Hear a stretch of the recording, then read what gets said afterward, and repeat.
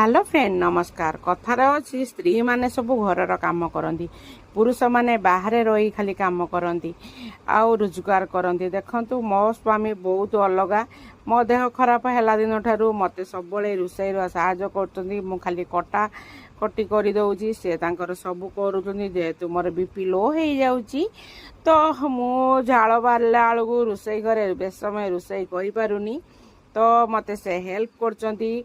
दी पुओं मु भेंडी आलू भजा मिक्स भेज कर तो चिंगुड़ी माछ झाल काकुड़ी सालाड करी मो हजबैंड मते बाड़ी की खाया को देकी गले दुकान।